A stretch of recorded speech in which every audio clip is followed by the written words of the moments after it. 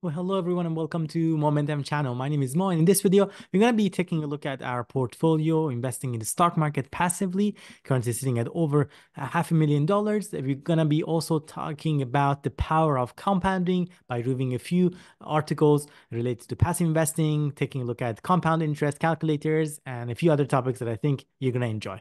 Let's get into it. The first article for us to review is one from the TD Securities. It's one that was published a few months ago. It talks about the inflow of investments in Canada into the exchange traded funds, ETF markets. And looking at the first 4 months of the year of 2023, there was a considerable inflow into the ETF markets of $12.5 billion. And when we look at those popular ETF themes at that time, according to this article, the biggest category at that time was cash ETFs. These are the set of different types of ETFs that invest the funds into high interest rate savings accounts in Canada. Presumably, investors may want to park their money on the side, collecting some interest income on it or some sort of capital gains while waiting for the right opportunity to deploy that kind of funds, or perhaps, using it as an emergency fund, or maybe saving it down the line for another purchase, such as a home purchase. We've seen it on Blossom app. Several investors, at least I follow, have been doing this type of specific strategy, and no wonder that it was actually one of the popular ones, according to this article from TD Securities. The second big category of popular funds was the government-related bonds, ETFs. Following that, we have environmental, sustainability, and governance, ESG type of ETFs. Then we had covered call ETFs. We know it's also quite popular on Blossom. And lastly, asset allocation ETFs. That's the strategy that my wife and I are mainly using in our own portfolio. We are investing mainly through broad market, diversified all-in-one ETFs.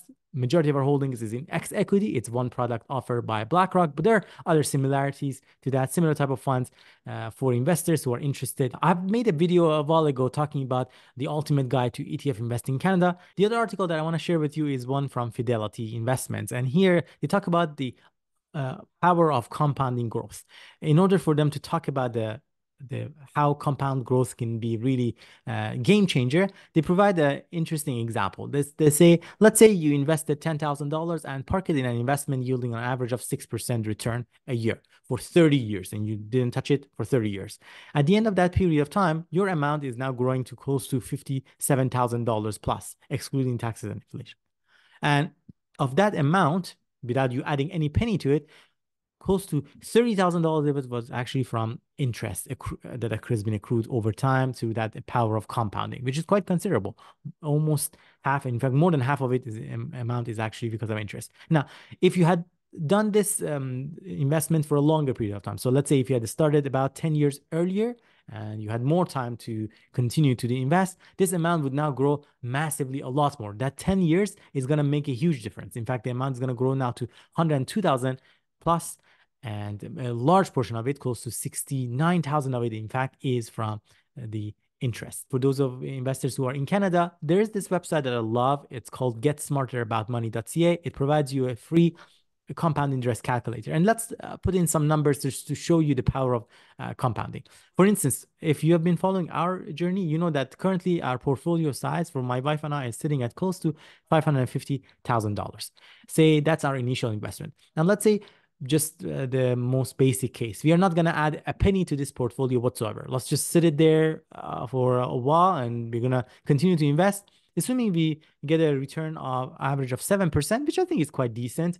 In many cases, folks go with an average return of 8%. But if you look at, for instance, the 𝗋𝐻𝐈𝐖 return since inception, and in many cases, there are other funds such as like VTI or VT or even VFE that have even higher returns. But I think 7% is a decent amount for a longer period of time. Let's just go for the sake of this example with that 7%.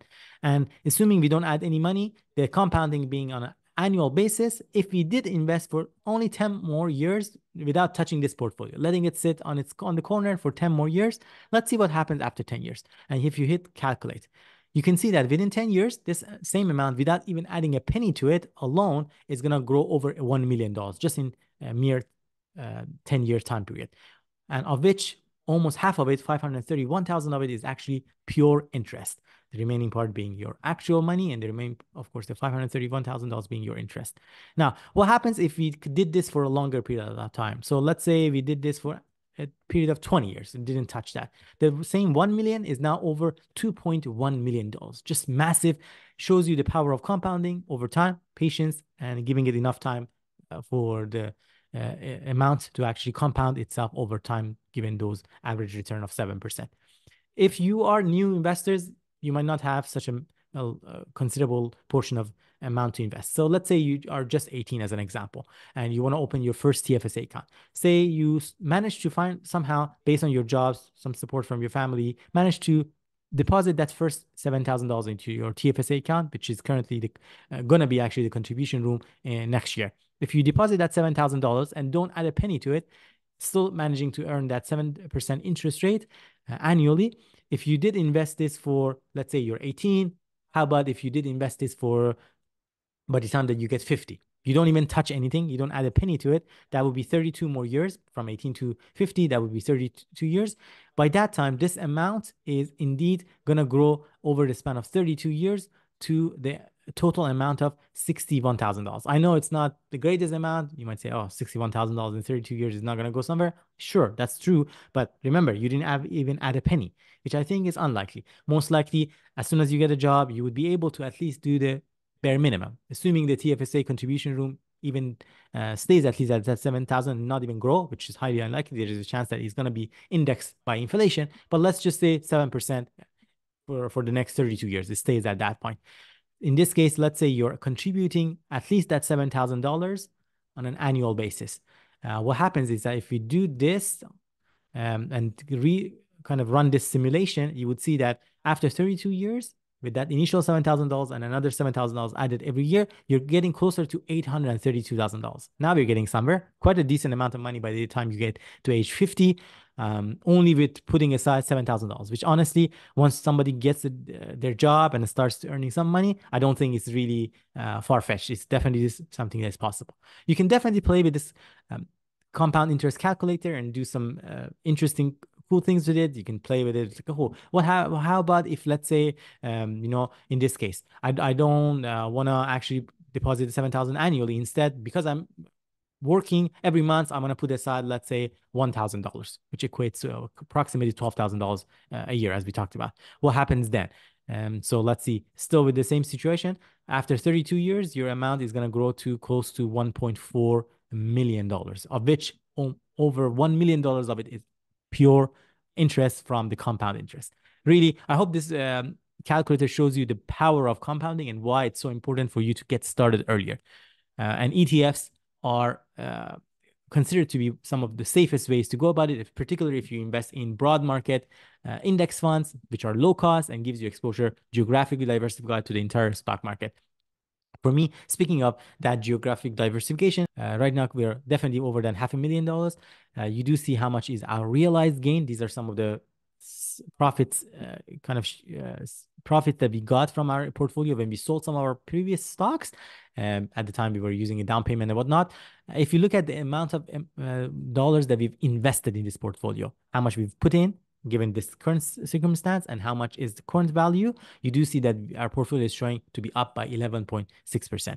We have only 3 holdings in our portfolio. Majority of our holdings is in X equity. Close to 92% of our holdings are in X equity. The reason we are holding it in X equity and we still think it's a diversified portfolio is that through X equity, you get already exposure to over 9,000 companies globally, including US companies, Canadian companies, international developed companies, as well as emerging markets. 9,000 plus companies, geographically diversified. We do have 2 other funds. One is VT, which is Vanguard Total World Stock Market. Through VT, we get exposure to the entire stock market globally. With VT, you get a slightly, definitely less exposure to Canadian market. I believe less than 3%. How about with X equity, you get higher exposure to Canadian market. I believe closer to 23 or to 25%. And lastly, we have shares of VTI. VTI is Vanguard Total Stock Market. Through VTI, we get exposure to the entire US stock market. Both VT and VTI are US dollar funds. That's why I'm holding them in my RSP account personal to avoid any withholding tax from dividend income of US companies. That's why I'm mainly holding them in my RSP account. You have to do the math at the end of the day, though, whether you want to hold these type of additional funds in your RSP. The truth of the matter is when you are trying to buy VT or VTI or similar type of US dollar funds, you have to first have your funds in US dollars. And that currency conversion from Canadian to USD does definitely involve either some sort of fees or conversion fees or other type of costs associated with that. You have to do the math. Is it worth it? Is it actually worth having that conversion, or do you want to simply hold on to, let's say, your Canadian dollar type of versions of ETFs or stocks? According to our math, it really depends, and really depends on how much you're investing, how much is you're paying for conversion. It's really not a concrete conclusion, which is why we are only almost like kind of testing the water and see. We have some exposure to VT and VTI, but majority of our holdings are in X equity. Makes it super simple for us. Our portfolio, as I talked about currently, is up. You do see 11.6%.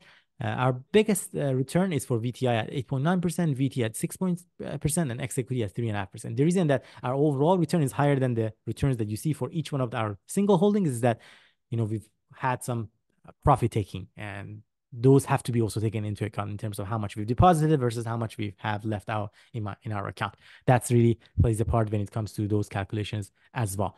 All right. If you look at the amount of dividend income that we are anticipating from this portfolio, based on the number of shares that we have, currently our expected dividend income annually is around $10,700. Our overall MER for our portfolio, given the weighted average, is at 0.19, slightly less than the fee associated with X equity, because we've kind of lowered the fee by owning some shares of VT and BTI. In terms of the amounts that we have broken down by different types of account, majority of our funds are in non-registered right now, close to 48%.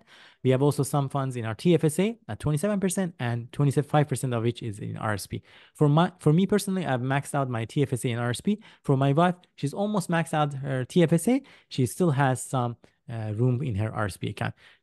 For my wife, of course, she doesn't have any currently funds in a non-registered account, and reasonably so, because we want to first make sure she maxed out her registered account before maybe possibly opening up a non-registered account for her. I hope you found this video beneficial and you gained something of value from it. Hopefully it inspired you to as well get started sooner with investing. Reasonably, of course, do your research before buying into any ETF or stocks. If you found this video beneficial, I would love it if you give this video a thumbs up and share it with someone who might benefit from it as well. And of course, subscribe to our channel both on Blossom and YouTube. We make videos weekly about investing in the stock market, including ETF investing. We talk about ways to reach financial freedom as well. And last reminder, if you haven't downloaded the Blossom app, I do highly encourage you to do so. It's an amazing community of investors in Canada talking about their own portfolio, what stocks or ETFs they're buying, asking their question, getting answers to those inquiries as well. You can follow folks' trades as they happen through Blossom app. For instance, you can follow my portfolio easily, which I'm sharing transparently, all of my trades, as well as recent interesting posts and insights that I gain every day as I read through the market and I come across interesting articles or research or posts. I hope to see you all on Blossom very, very soon. Thank you, and see you all next time.